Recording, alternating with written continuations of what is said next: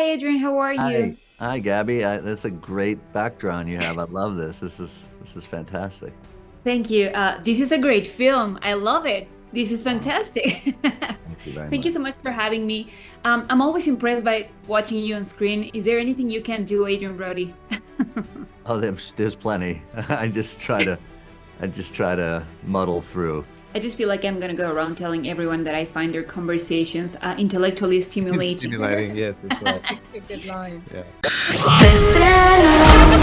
Con Gaby Cam y Javier Ibarreche. I really enjoy the film. It's weird to say it because it's such a difficult story to watch. But at the same time, I wanted to ask Laszlo's brutalist art is somehow an homage and a reflection of what he has gone through and who he is.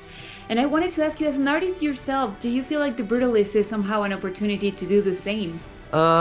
It's quite different circumstances, obviously, but I think the film really speaks to the hardships that artists face to live up to not only their own expectations, but the relationship between the benefactor and the artist, and who is it that makes the work. And you do require a patronage system in order to make great works, like architectural works, like films, even make a living as a painter. You need to sell works and work with galleries and get influenced. And it's partially, I think, that journey about trying to keep and adhere to an artistic path and live up to that expectation and leave behind work that is significant and meaningful.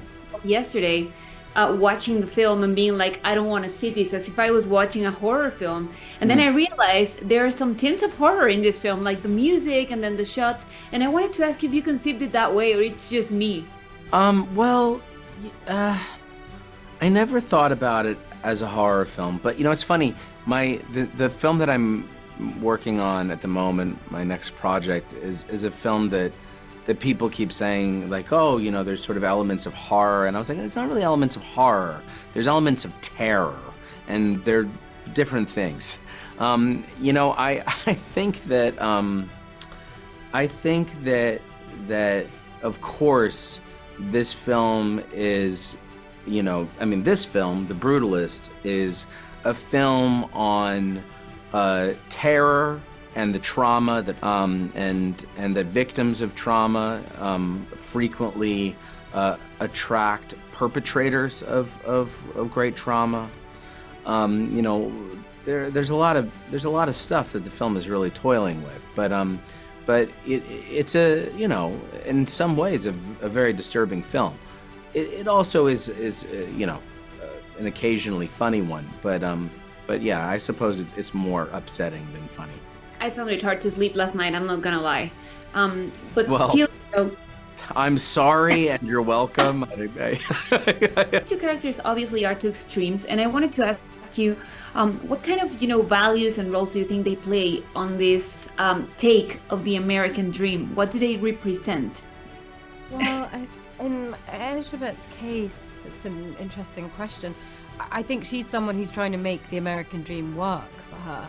I feel she's very pragmatic, and she thinks ideally they can start a new life here, and she doesn't see, with their abilities, she doesn't see a reason why that shouldn't happen. And she actually, throughout the second half of the film, I think gets great pleasure from being in America. She's chatting and drinking and having a good time, and actually her health improves throughout that second half. And I think she's fully prepared to embrace whatever it takes to make their lives work together. Of course, and actually Harrison has some of the most brutal, evil, I don't even know how to describe dialogues I've ever seen in a film in my life. And I actually wanted to ask you, as you were delivering them, did you, as maybe us as audience members, had second guesses or thoughts on the way society works? Because he represents so much of the bad part of it.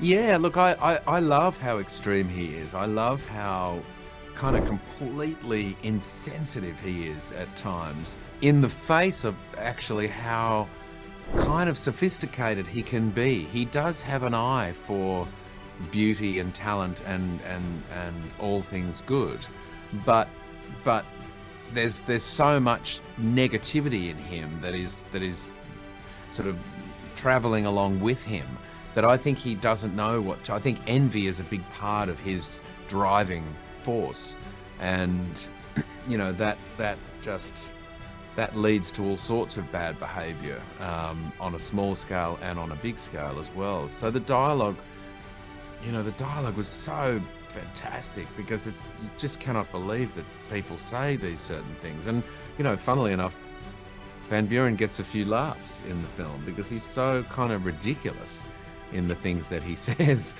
And I know people like that. You just think, wow, did they really just say that? Okay, you know. I just feel like I'm going to go around telling everyone that I find their conversations intellectually stimulating. Stimulating, yes, that's right. A good line. Yeah. I'm Mexican, so I obviously have a different perspective from anyone from America. Not a lot of people dare to tell stories where the American dream is not as perfect as it seems. And I wanted to ask you, how did you manage, or how did you make sure you were being as raw and honest with this story, despite maybe not being your typical take on the American dream?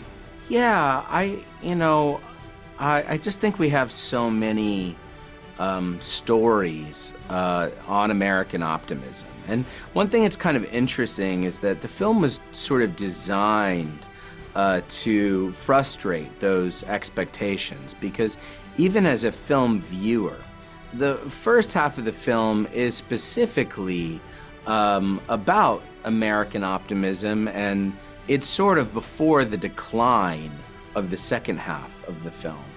And of course, it's more fun when things are going well.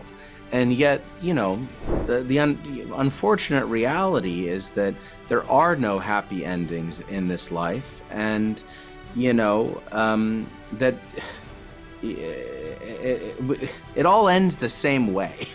So I think that it would be, you know, dishonest to make a film on the theme of the American dream that only serves at this point about 1% of the top 1%. I think that, you know, whenever I watch those stories, I've always thought to myself, yeah, but what about everybody else? And especially in a country where for some reason CEOs have become like rock stars. I find that extremely perverse, and it suggests to me that perhaps the culture has sort of gotten away from us a little bit, and it's important for artists to, you know, reclaim that history, because you know, the Jeff Bezoses and of the world. I wouldn't exactly say that they are to be celebrated. What makes a person, or what do you think is what makes a person either adapt or just stay true to who they are? Adapting is okay. I don't think that, you know, I think first of all, there are variations in it, but I think you have to have a core sense of values that you adhere to, obviously.